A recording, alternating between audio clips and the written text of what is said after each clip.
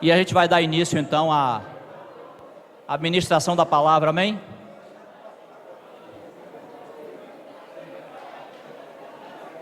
Jailson, vamos orar aqui.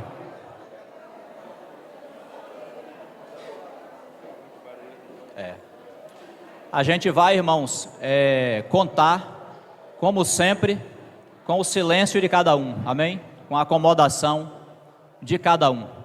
Senhor, mais uma vez te agradecemos por estarmos aqui na tua presença e agora para ouvir a tua palavra, para nos expor diante da tua palavra. Pedimos ao Santo Espírito que venha nos falar o coração.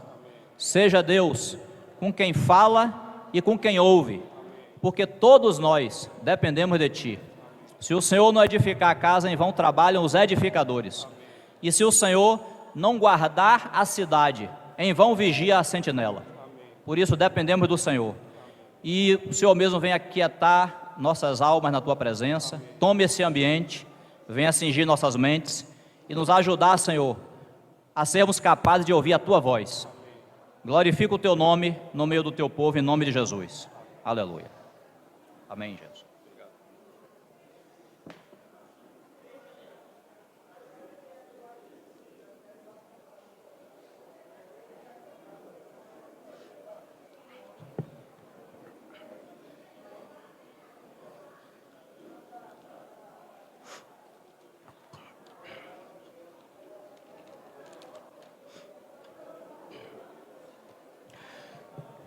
Graça e paz, irmãos. A graça e a paz, irmãos. Amém. Jesus é o Senhor.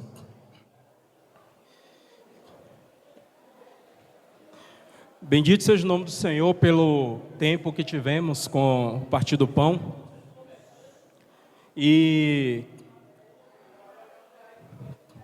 os dois últimos hinos, irmãos, que foram cantados aqui, eles falam do nome do Senhor. Você prestou atenção? E o nome do Senhor é algo que nós precisamos entender na palavra de Deus, com toda a sua realidade que existe nela. Nós cantamos dois cânticos que falam: exaltado seja o teu nome, teu santo nome. E tem um versículo que diz que todas as vezes, quando estivermos reunidos no nome do Senhor, ali Ele está presente no nosso meio. Nós cantamos sobre o nome do Senhor, lemos sobre o nome do Senhor, mas o que é que esse nome significa para nós? O que é que esse nome é para nós no nosso viver diário, no nosso dia a dia? Nos reunirmos no nome do Senhor, irmãos, não pode ser algo objetivo, ele é algo subjetivo. Quando nós nos reunimos no nome do Senhor, não é simplesmente falarmos que estamos reunidos no nome do Senhor, não sustentando nenhuma placa denominacional, não tendo nenhum outro nome sobre nós, a não ser o nome do Senhor. Esse entendimento, para nós, ele precisa ser claro, mas muito mais que isso. Nós precisamos entender que temos uma responsabilidade muito grande ao nos reunirmos no nome do Senhor. E sabemos que a palavra de Deus, irmãos, ela é como uma espada afiada de dois gumes, e ela corta tanto quem fala quanto quem ouve. Todos nós, irmãos, incluindo a mim, precisamos ir diante do Senhor e clamar para que Ele nos ajude a compreender o que de fato significa estarmos reunidos no nome do Senhor. O próprio Senhor Jesus, ele disse certa vez, no envio dos seus discípulos, ele falou: em meu nome vocês expulsarão demônios. Em meu nome e em meu nome. Você dá alguns passos para trás, quando o Senhor levantou Moisés para que libertasse o povo das mãos de Faraó. Moisés, diante do Senhor, ele se sentiu incapaz. E o que é que o Senhor falou para Moisés? Diga que o eu sou te mandou. O nome do Senhor, irmãos, é um nome que vai produzir os seus efeitos e os seus resultados na nossa vida, em coisas e até mesmo em circunstâncias. Porque o nome do Senhor não deve ser tratado ou entendido para nós apenas como um nome. O nome do Senhor é o nome que recebeu todo o poder, toda a autoridade, nos céus, na terra e debaixo da terra. Não existe, irmão, nenhum outro nome. Não existe nenhum ser, nenhuma criatura que um dia não vai reconhecer o nome do Senhor Jesus. De fato, todo joelho, toda língua, todos um dia vão se dobrar e vão reconhecer o nome do Senhor Jesus. Mas nos dias em que nós vivemos, o nome do Senhor Jesus não é tão reconhecido assim, não é verdade? Quantas não são as pessoas e organizações malignas, muitas delas, que simplesmente escandalizam o nome do Senhor. Elas zombam do nome do Senhor. Elas querem tirar o nome do Senhor do seu lugar que é devido. E qual é a nossa responsabilidade? A nossa responsabilidade como igreja, ao nos reunirmos no nome do Senhor, é declarar para este mundo, declarar para nós mesmos, que o nome do Senhor, de fato, tem todo o poder, toda a autoridade, é o único nome sublime, digno de ser honrado, exaltado e glorificado. E nós, enquanto estamos aqui, caminhando como igreja, o único nome que nós levamos sobre nós é o nome do Senhor Jesus. É a esse nome que nós precisamos reverenciar, honrar e dar-lhes toda a glória.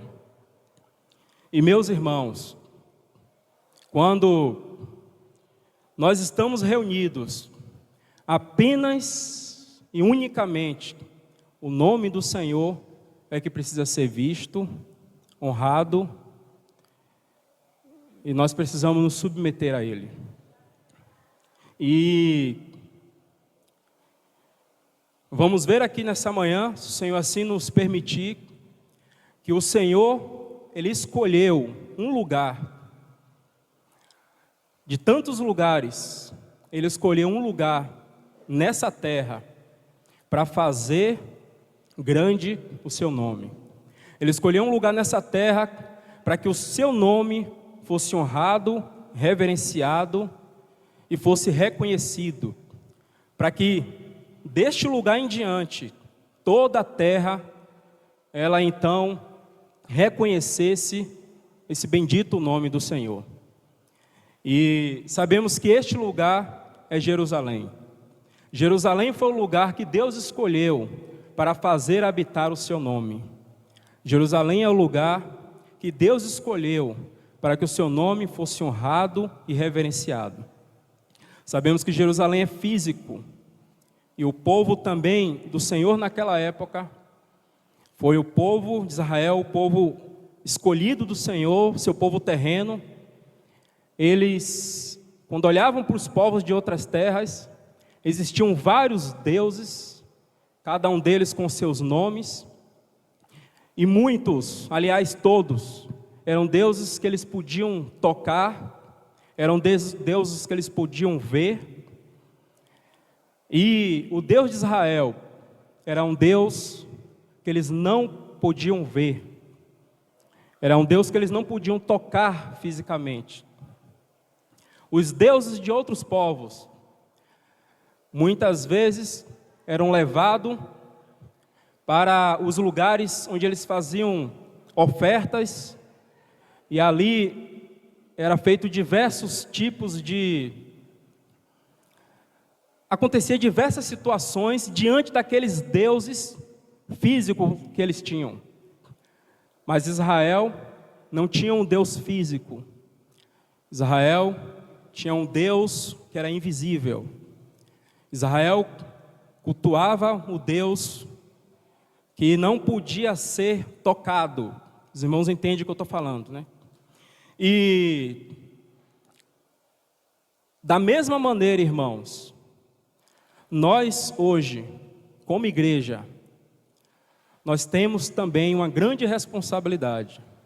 Quando você olha para o mundo em volta, como eu disse, há tantas referências de nomes, há tantas organizações que querem honrar tantos outros nomes, mas a nossa responsabilidade é honrar o nome do Senhor. A nossa responsabilidade como igreja, a nossa responsabilidade como um povo de Deus aqui nessa terra, é trazer o nome do Senhor para que Ele seja honrado nas nossas vidas, na nossa família, no nosso ambiente de reuniões. E isso, irmãos, não acontece apenas com cânticos. Isso não acontece apenas com lágrimas ao cantarmos os louvores. Isso nos chama a uma responsabilidade muito maior. Nos reunirmos no nome do Senhor Jesus é algo que precisa acontecer de tal forma como aqueles irmãos que lá na igreja em Antioquia, como eles foram chamados, você lembra? Quando aquele povo passava, eles diziam: eis ali um monte de pequenos cristos. A vida daquelas pessoas que estavam reunindo-se no nome do Senhor, eles traziam em sua vida e em seu caráter essa qualidade, isso que eles entendiam, eles honravam de fato o nome do Senhor. Nós, como aqueles que têm entendido pela graça do Senhor, que temos sustentado, né, o seu testemunho e temos levado o seu nome, o que é que as pessoas têm dito de nós? Qual testemunho nós, como igreja, temos dado a este mundo? Qual testemunho que nós, como indivíduos, no nosso ambiente de trabalho, na escola, na faculdade, quando falamos que somos do Senhor e honramos o seu nome, o que é que as pessoas têm visto em nós? Que o Senhor nos ajude, irmãos. E esse é um dos princípios que precisam ser restaurados no tempo da edificação da igreja do Senhor. Esse é um dos princípios que não pode ser esquecido. Nós nos reunimos no nome do Senhor Jesus. Mas isso não pode ser algo meramente dito. Isso não pode ser meramente uma frase dita. Nós precisamos sentir nos nossos corações a responsabilidade de estarmos nos reunindo no nome do Senhor Jesus. Que o Senhor nos ajude, irmãos. Que Ele abra nossos olhos espirituais para que possamos compreender isso e irmos ao Senhor, para que Ele faça isso em nós. Amém? Eu quero ler com os irmãos Salmos capítulo 26.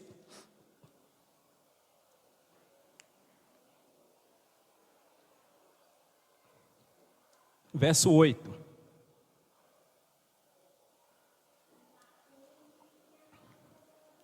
Salmos 26, 8.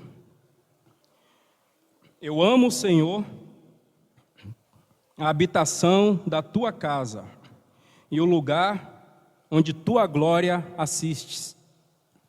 Eu amo, Senhor, a habitação da tua casa e o lugar onde tua glória assistes. Quero ler também com os irmãos Deuteronômio, capítulo 12.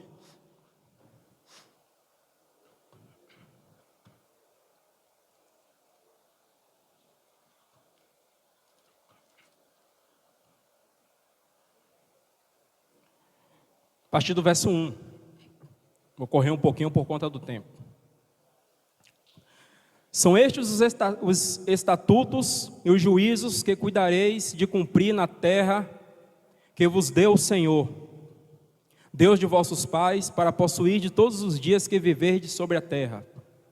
Destruirei por completo todos os lugares onde as nações que ides desapossar servirem aos seus deuses, sobre as altas montanhas, sobre os outeiros e debaixo de toda árvore frondosa. Deitarei abaixo os seus altares e despedaçarei as suas colunas e os seus postes ídolos. Queimareis e despedaçarei as imagens esculpidas dos seus deuses e apagarei o seu nome daquele lugar. Não fareis assim para com o Senhor vosso Deus. Verso 5. Mas buscarei o lugar que o Senhor vosso Deus escolher de todas as vossas tribos, para ali pôr o seu nome e a sua habitação, e para lá ireis. A esse lugar farei chegar os vossos holocaustos, os vossos sacrifícios, os vossos dízimos e a oferta das vossas mãos, e a ofertas votivas e as ofertas voluntárias, e o primogênito das vossas vacas e das vossas ovelhas. Lá, naquele lugar, comereis perante o Senhor vosso Deus, e vos alegrareis em tudo o que fizerdes, vós e as vossas casas. Verso 11. Então haverá um lugar que escolherá o Senhor vosso Deus, para ali fazer habitar o seu nome. A esse lugar farei chegar tudo que vos ordeno, os vossos holocaustos, os vossos sacrifícios, os vossos dízimos e as vossas ofertas às vossas mãos, e toda a escolha dos vossos votos feitos ao Senhor.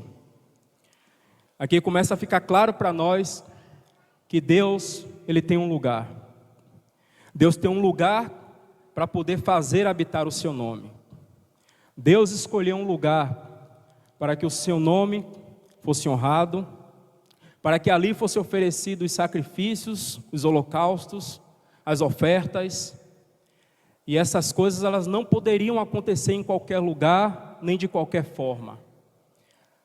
Moisés, ele recebeu no monte o modelo, e ele tinha que fazer tudo conforme o modelo que o Senhor havia mostrado. E a carga que tem estado no meu coração, irmãos, como eu falei com os irmãos na semana passada, é que através dos livros de Esdras e Neemias, que são dois dos livros da restauração, temos outros mais, Ageu, Zacarias, Esther, mas esses dois livros em especial, eles estão cheios de princípios que vão nos mostrar qual o caminho que Deus estabeleceu para que o seu nome fosse honrado, para que a casa de Deus ela fosse restaurada e que as coisas que se haviam perdido, elas retornassem à sua normalidade. E a maneira que o Senhor usou, nós lemos no Jeremias capítulo 29, a partir do verso 10. O Senhor disse que ao cumprir-se o período de 70 anos, Ele visitaria o seu povo e traria-os de volta àquele lugar, para que então o povo fosse restaurado. E eu quero ver com os irmãos rapidamente aqui, para nós entrarmos propriamente no assunto, apenas como um pano de fundo, é que o povo de Israel, ele foi levado cativo pelo rei Nabucodonosor em 3 levas. Foram os últimos 3 reis do período de Israel, antes do período do cativeiro, e o nome deles foram Jeoaquim, Joaquim e Zedequias. O rei Jeoaquim foi um dos piores reis, se não o pior que Israel teve. Ele fez o que era mal perante o Senhor, ele levou o povo a cometer diversos tipos de pecado, levando à completa ruína espiritual na condição em que aquele povo estava. E depois de Jeoaquim, ele reinou por 11 anos. Eu quero ler com os irmãos, está em 2 Crônicas, capítulo 36.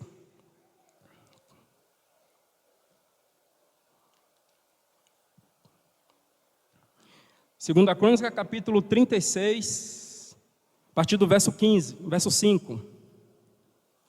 Tinha Jeoaquim a idade de 25 anos quando começou a reinar, e reinou 11 anos em Jerusalém. Fez o que era mal perante o Senhor, seu Deus. Subiu, pois, contra ele Nabucodonosor, rei da Babilônia, e o amorreu com 2 cadeias de bronze para o levar à Babilônia. Também alguns dos utensílios da casa do Senhor levou Nabucodonosor para a Babilônia, onde o pôs no seu templo. Quanto aos mais atos de Jeoaquim e às abominações que cometeu, e aos mais que se achou nele, eis que estão escritos no livro da história dos reis de Israel e de Judá. E Jeoaquim, seu filho, reinou em seu lugar. Verso 9. Tinha Jeoaquim 18 anos quando começou a reinar, e reinou 3 meses e 10 dias em Jerusalém. E o que é que ele fez? Fez o que era mal perante o Senhor. Tanto o primeiro rei, Jeoaquim, ele fez o que era mal perante o Senhor, e o Senhor permitiu que o rei Nabucodonosor levasse ele preso, cativo, e levou todos os utensílios, todo o ouro que tinha. E depois de Jeoaquim reinou o seu filho, que também fez o que era mal perante o Senhor. E no versículo 10, o reinado de Zedequias. Zedequias foi aquele que teve seus olhos vazados, né? Os irmãos lembram? Verso 10 diz assim: na primavera do ano mandou o rei Nabucodonosor levá-lo à Babilônia, com os mais preciosos utensílios da casa do Senhor. E estabeleceu a Zedequias, seu irmão, rei sobre Judá e Jerusalém. Tinha Zedequias a idade de 21 anos quando começou a reinar, e reinou 11 anos em Jerusalém. Fez o que era mal perante o Senhor, seu Deus, e não se humilhou perante o profeta Jeremias, que falava da parte do Senhor. Irmãos, que nota importante nós temos aqui. Nós já estamos no 3º reinado, o primeiro de 11 anos, o segundo durou apenas uns 3 meses. Depois nós temos mais um outro reinado de mais, quantos anos? Zedequias? Mais uns 11 anos, aproximadamente. Você tem aproximadamente aqui uns 22 anos e meio, onde estes reis, nesse período da história, eles estão ofendendo o Senhor. Eles não estão cumprindo os estatutos do Senhor. E nesse mesmo período, irmãos, é precioso nós conseguirmos ver isso nas Escrituras, que o Senhor levantou um profeta chamado Jeremias. Jeremias, ele é conhecido como o profeta chorão. Ele via a condição do povo, e Jeremias clamava ao Senhor. Jeremias orava todos os dias. Jeremias de alguma forma trazia a palavra, mas como está escrito aqui, Zedequias, ele não se atentou. Irmãos, não importa qual seja a condição espiritual que estejamos vivendo, nós como indivíduos, ou até mesmo como igreja do Senhor, o Senhor, Ele sempre vai trazer a sua palavra para nós. O Senhor sempre vai levantar os seus profetas, sempre vai querer nos despertar, sempre vai estar fazendo ações para que de alguma forma sejamos atraídos de novo a Ele. O inimigo, irmãos, ele tem um papel completamente diferente. E nós vamos ver isso aqui no livro de Esdras. A obra do Senhor nunca, por favor, me escute.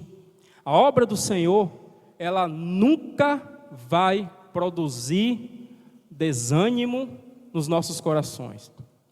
Até mesmo a maneira do Senhor vir nos despertar, a maneira do Senhor vir lidar e tratar conosco, nunca será de forma trazendo acusações. Nunca, irmãos. Se você tem sido acusado, eu lhe digo, eu lhe afirmo, com toda certeza, pela autoridade da palavra de Deus, que essas acusações, elas vêm do diabo. Não é a obra de Deus acusar você. A obra de Deus é restauração. A obra de Deus é nos convencer. A obra de Deus é abrir nossos olhos. A obra de Deus é tirar os nossos olhos de nós mesmos e levá-lo a Ele. E a obra do inimigo é tirar os nossos olhos do Senhor e fazer com que olhemos para nós mesmos. Nunca será diferente. Os irmãos, eu citei na semana passada que João, ele lá exilado na ilha de Patmos, ao contemplar as 7 igrejas, antes mesmo que os selos fossem abertos, e ele começasse a ter aquelas visões das coisas que haveriam de acontecer, foi necessário que ele conseguisse ver o bendito e glorioso Senhor Jesus. João, ele viu no meio dos 7 candeeiros o Filho do Homem. E ele viu o Filho do Homem com todas aquelas qualidades que está escrito lá, nós já falamos semana passada. E por causa daquela visão, por causa daquele entendimento claro de quem era o Senhor e onde o Senhor estava, foi que João pôde, então, ter aquelas coisas todas abertas diante dos seus olhos. Muitas vezes, irmãos, nós contemplamos tantas situações difíceis entre o povo de Deus. Nós contemplamos ou ficamos em nós mesmos contemplando as nossas próprias misérias. Mas o Senhor, Ele sempre, irmãos, por favor, creia nisso. O Senhor sempre vai querer nos conduzir a Ele. Nunca diferente, irmãos. Não importa a sua condição espiritual. Você pode estar na mais terrível das situações. Você pode estar no mais baixo fundo do poço. O Senhor sempre tem graça para alcançar você. Sempre, irmãos. E é esse o trabalho do Senhor. E olha o que está escrito aqui no versículo 15 de 2 Crônicas, capítulo 36. O Senhor Deus de seus pais, começando de madrugada, falou-lhes por intermédio de seus mensageiros, porque se compadecera do seu povo e da sua própria morada. Você leu aí? O Senhor, começando de madrugada, Ele é aquele que vela por nós. O nosso Senhor não dorme, irmãos. Aquele povo, ele estava em uma situação tão deplorável. Aquele povo eles já tinham há muitos anos abandonado o seu Deus. Eles estavam com tantos ídolos nos seus corações. Eles estavam adorando imagens de escultura. Alguns estavam sacrificando seus próprios filhos a deuses estranhos, irmãos. E o Senhor, de madrugada, trouxe a sua palavra àquele povo. Por que o Senhor fez isso? Aí está escrito, porque Ele se compadeceu do seu povo.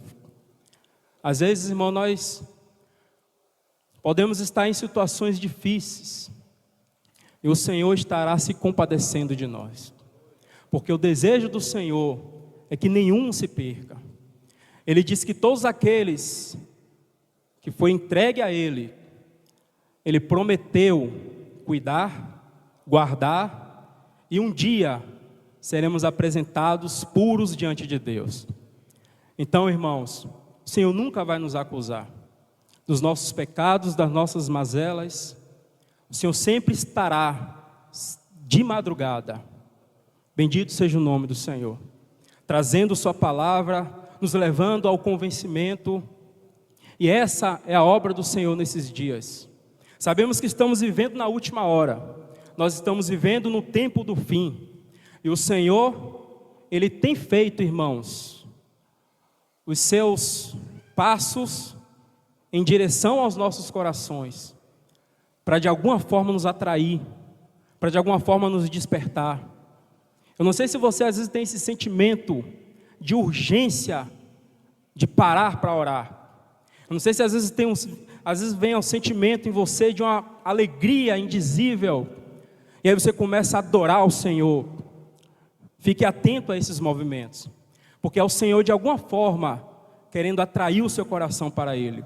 É o Senhor de alguma forma querendo tirar seus olhos, seja qual for a situação, para te conduzir a Ele. E essa é a obra, irmãos, do Espírito Santo nesses dias. E que o Senhor nos ajude. Nós temos que estar atentos, observando os movimentos do Senhor.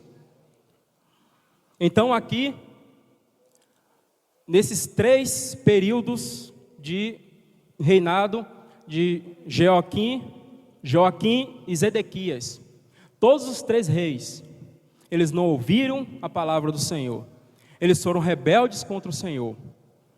E eu quero ler com os irmãos Lamentações de Jeremias,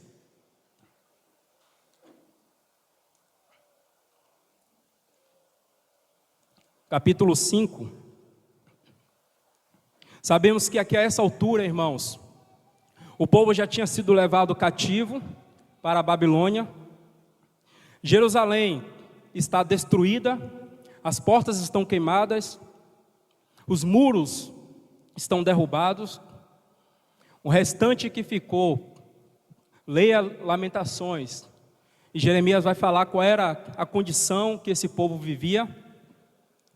E no meio, irmãos, desse caos, Jeremias, ele diz o seguinte, capítulo 5: Lembra-te, Senhor, do que nos tem sucedido, considera e olha para o nosso opróbrio, ou a nossa miséria, a nossa vergonha. A nossa herança passou a estranhos, e as nossas casas a estrangeiro. Somos órfãos, já não temos pai, nossas mães são como viúvas, a nossa água por dinheiro a bebemos, por preço vem a nossa lenha. Os nossos perseguidores estão sobre nosso pescoço, estamos exaustos e não temos descanso. Verso 12: Os príncipes foram por eles enforcados, e as faces dos velhos não foram reverenciadas. Os jovens levaram a mó, os meninos tropeçaram debaixo das cargas de lenha. Os anciãos já não se assentam na porta, os jovens já não cantam.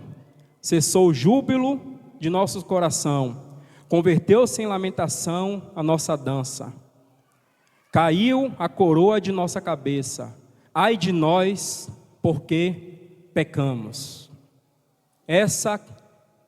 Esse era o sentimento que pairava no coração de Jeremias. Ele entendeu que o Senhor trouxe juízo àquele povo. Eles chegaram, irmãos, a uma condição tão deplorável, mesmo o Senhor trazendo sua palavra, mesmo o Senhor visitando-os até os últimos instantes, eles ainda assim foram rebeldes contra o Senhor. E o que é que acontece?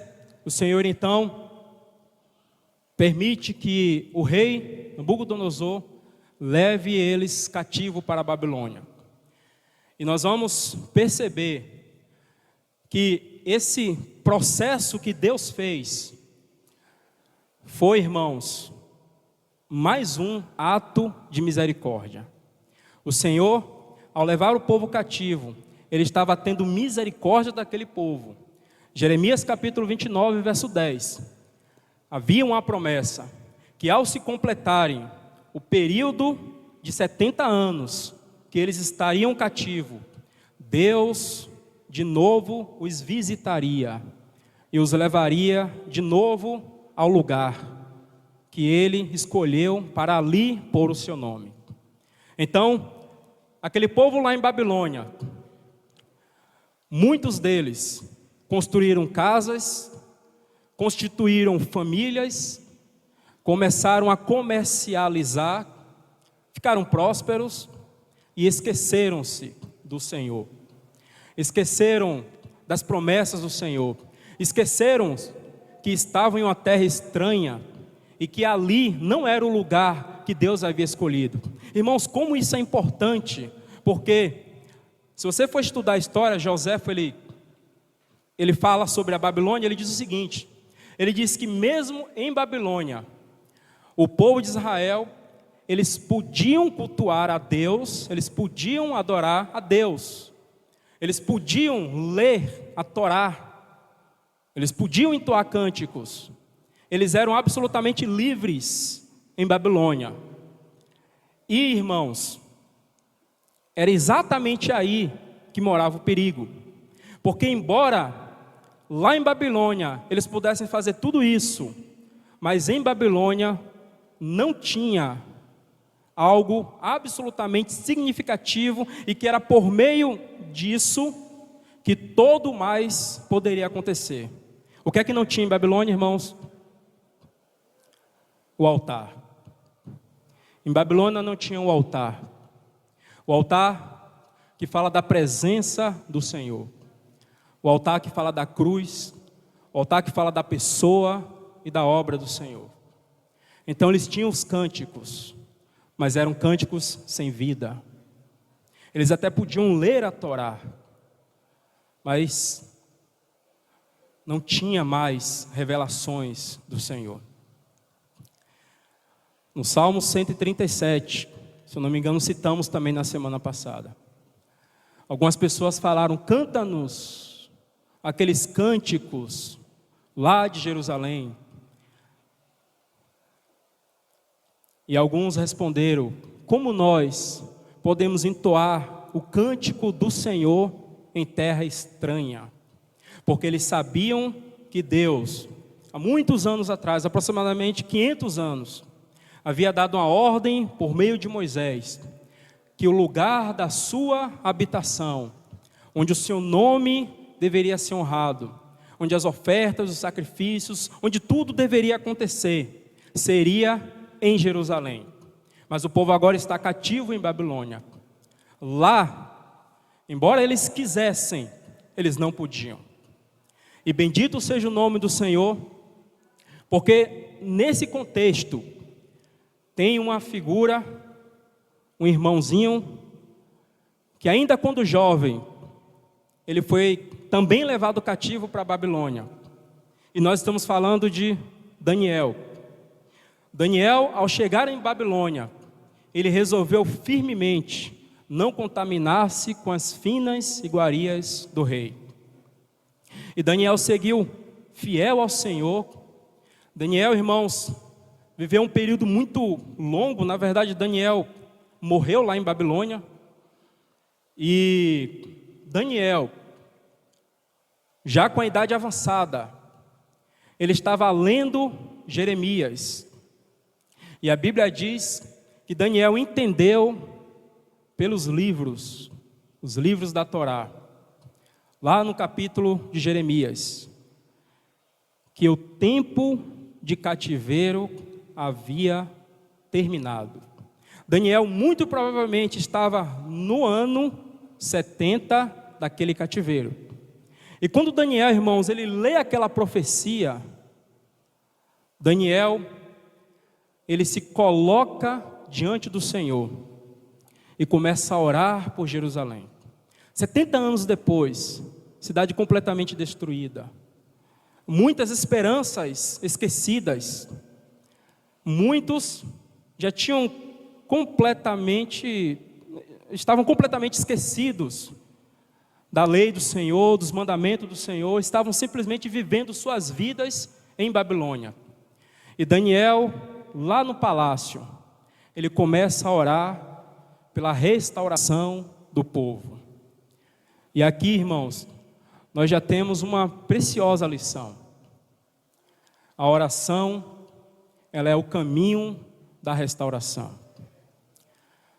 Que o Senhor levante irmãos e irmãs que tenham a carga do sentimento do coração de Deus, para que possamos orar pela restauração da igreja.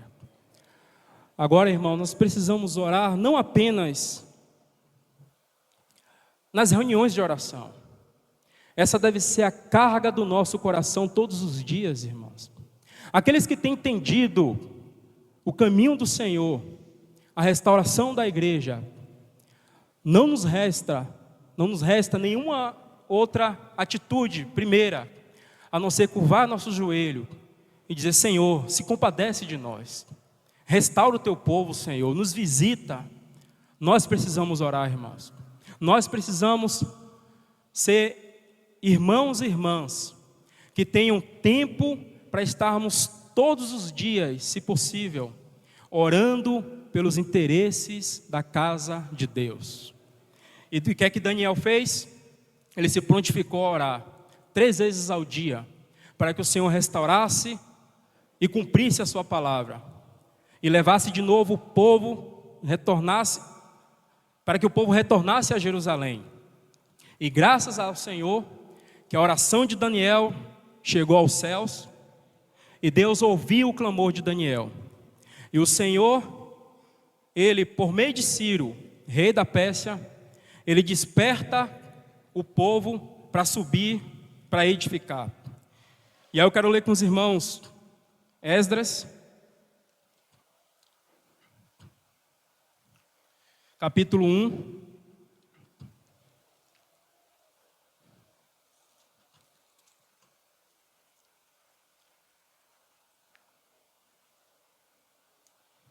Capítulo 1, a partir do verso 1. No primeiro ano de Ciro, rei da Pérsia,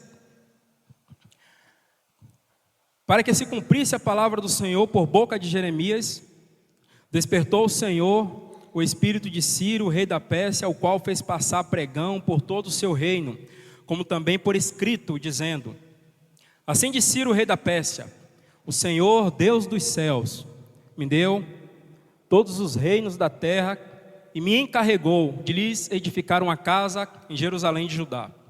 Quem dentre vós é de todo o seu povo, seja seu Deus com ele, e suba a Jerusalém de Judá e edifique a casa do Senhor, Deus de Israel.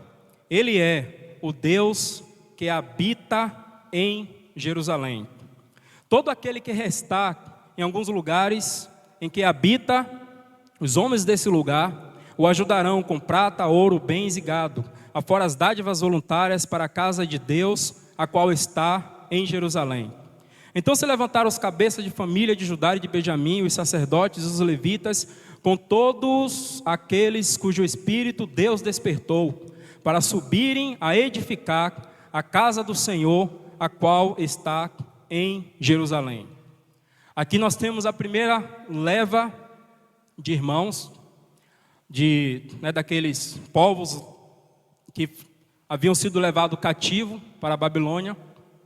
E não nos esqueçamos que foi por causa da oração de Daniel, lendo nas Escrituras, Deus também do outro lado. Se você estudar a história do rei Ciro, como ele cresce, como ele se desenvolve e como ele vai dominando as províncias, Deus de alguma maneira também estava preparando Ciro para trazer esse decreto. Irmãos, mesmo em Babilônia, o Senhor estava cuidando do seu povo. Mesmo em Babilônia, o Senhor ele não havia se esquecido das suas promessas com respeito ao seu povo. Bendito seja o nome do Senhor. E então, Ciro dá o decreto para que o povo retornasse a Jerusalém. E agora eu gostaria que você pensasse um pouquinho comigo. Quem, em sua sã consciência, voltaria para uma cidade completamente destruída, sendo que você está já habitando em um lugar onde sua família está indo muito bem, os negócios estão crescendo, lá você pode cultuar Deus se você quisesse, e aí você ia olhar lá para Jerusalém, não tem mais absolutamente nada, e você ia dizer, vamos lá, vamos reconstruir aquela cidade. Se não fosse, irmãos, por meio da intervenção divina, se não fosse por meio do despertar do Senhor no espírito daqueles, eles não teriam subido a Jerusalém. Isso precisa falar também ao meu e ao seu coração. Por que nós estamos aqui? Você é melhor do que aqueles que não viram? Aqueles que não viram são incapazes, você é capaz? Absolutamente não, irmãos. O Senhor, na sua infinita misericórdia, Ele tem aberto os nossos olhos e tem nos mostrado aquilo que Ele deseja, tem nos mostrado a sua vontade, tem nos mostrado que Ele deseja um lugar para que o seu nome seja habitado. Ele deseja um lugar para que os sacrifícios, as ofertas, todos os serviços da casa de Deus aconteçam. E este lugar, falando nos nossos dias, não é esse templo aqui, que nem um templo aqui não é esse local propriamente dito, irmãos. Esse lugar é em Cristo. O Senhor nos chama para que em Cristo nós possamos servi-lo, honrá-lo, obedecê-lo, nos submeter. Efésios capítulo 1, verso 10. De fazer convergir nele, em Cristo, na dispensação da plenitude dos tempos, todas as coisas, quer a questão no céu ou as que estão sobre a terra. Essa é a nossa responsabilidade. Por que o Senhor tem aberto os nossos olhos? Para que em Cristo todas as coisas sejam a Ele submetidas. E como, irmãos, isso vai começar? Isso precisa começar pelas nossas vidas, pela nossa casa. Isso precisa começar pelas nossas reuniões. Isso precisa começar pelo nosso ambiente, pelo nosso contexto de vida, irmãos. Honrar o nome do Senhor não é simplesmente cantar, nos reunimos no seu nome. Temos uma grande responsabilidade diante de nós. O que é que nós temos oferecido neste lugar? A quem nós temos honrado neste lugar? Que o Senhor nos ajude, irmãos. Então, nessa primeira leva, por meio de Zorobabel e Jesua, eles então vão restaurar, irmãos, o primeiro assunto. Veja aí comigo no capítulo 3.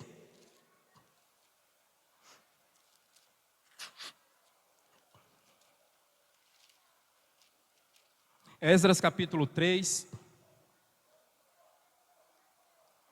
verso 1 em diante. Em chegando o 7º mês, estando os filhos de Israel já nas cidades, ajuntou-se o povo como um só homem em Jerusalém. Levantou-se Jesua, filho de Josadaque, e seus irmãos, sacerdote, e Zorobabel. Zorobabel significa nascido na Babilônia, Zorobabel, filho de Sealtiel, e seus irmãos, e edificaram o altar do Deus de Israel, para sobre ele, observe as expressões, para sobre ele oferecerem holocaustos, como está escrito na lei de Moisés, homem de Deus. Você vê? Aqui eles estão agora retornando ao lugar que Deus havia estabelecido. Então, primeiro, nós temos orações e súplicas. Jeremias e Daniel, Deus desperta o espírito do povo e eles retornam a Jerusalém, e a primeira coisa que eles então vão restaurar é o altar. O altar de Deus é restaurado. O altar de Deus foi restaurado mesmo com a cidade sem muros. O altar de Deus foi restaurado mesmo eles estando sobre a mira de povos estrangeiros daquela época. O altar foi restaurado mesmo eles em face de muitos perigos. Isso precisa, irmãos, falar aos nossos corações. Nós precisamos restaurar o altar de Deus em nossas vidas, independente da nossa condição ou situação. Às vezes, irmão, nós queremos começar por outros meios, nós queremos começar por outros caminhos, mas o caminho para a restauração de Deus em nossas vidas é a restauração do altar.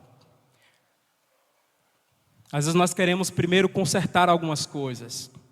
Sem Cristo nós não temos condição. Vai ser apenas esforço humano. Você não vai resistir. Você não vai conseguir ir muito longe. Nós precisamos restaurar o altar. Nós precisamos restaurar a nossa contemplação da bendita pessoa do Senhor Jesus. Oh, meus irmãos, oremos por isso. Choremos por isso. Para que o Senhor abra nossos olhos espirituais. Para que a gente consiga contemplar o Senhor. Se isso não acontecer,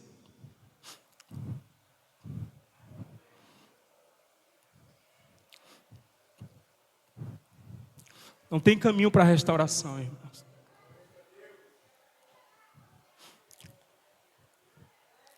Para que haja a restauração do Senhor, o altar precisa ser restaurado. Eu fico pensando, se o Senhor se demorar mais uns 20 anos, quantos anos você tem hoje? Só de caminhada alguns aqui já tem 20, 25, 30 anos.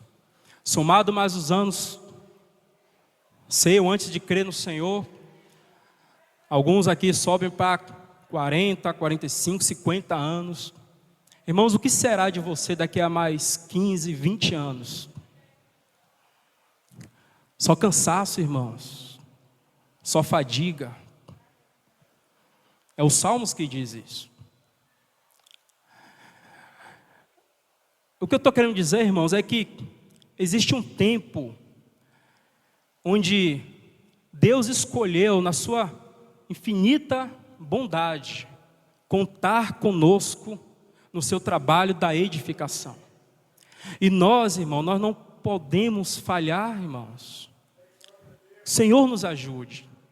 Nesse tempo em que nós estamos vivendo, nós temos uma grande responsabilidade de honrar o Senhor nas nossas vidas. Para que lá na frente, se o Senhor tardar, o que é que você vai deixar de eterno, irmãos? Porque aquilo que é passageiro, a terra, ela vai destruir.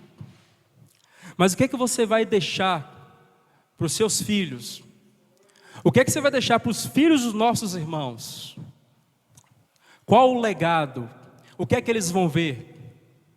Eles vão ver vida de devoção, de amor pela palavra, de amor pelo serviço, de contemplação por Ele.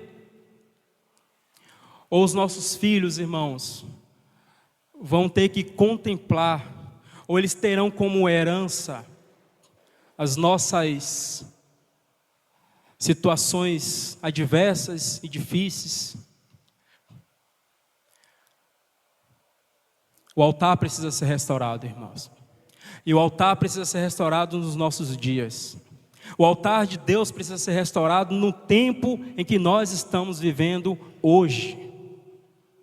Que o Senhor, Ele nos ajude para que contemplemos a sua pessoa e a sua obra.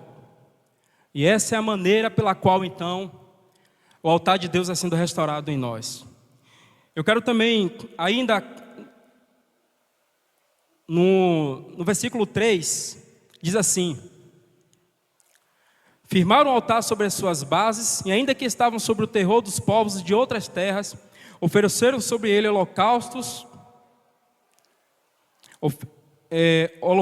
ao Senhor de manhã e à tarde. Verso 4: celebraram a festa dos tabernáculos, como está escrito, e ofereceram holocaustos segundo o número ordenado para cada dia. Só vou falar isso aqui e encerro por conta do tempo.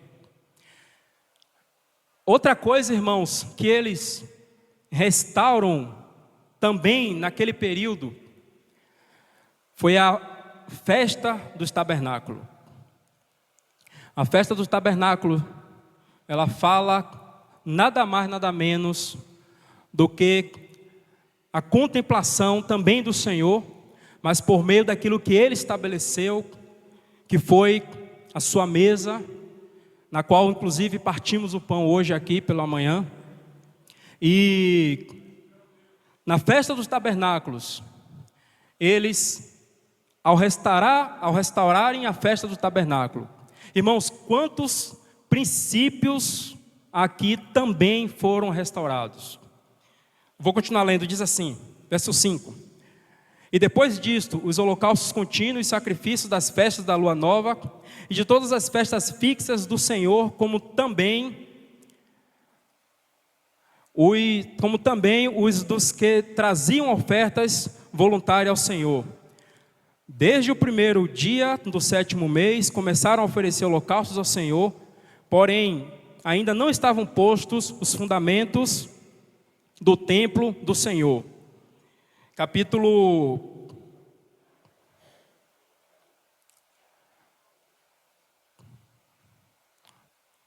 'Antes, irmãos, de lermos o próximo, não vai dar tempo de entrar no que eu gostaria de realmente falar com os irmãos, mas rapidamente, irmãos, antes, essa festa, ela não acontecia lá em Babilônia.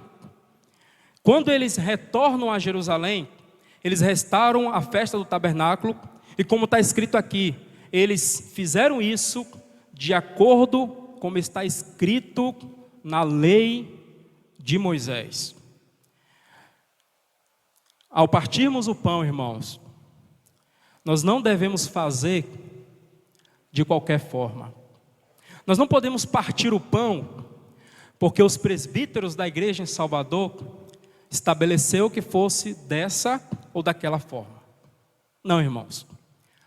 Nas reuniões do partir do pão, existem princípios que precisam ser observados.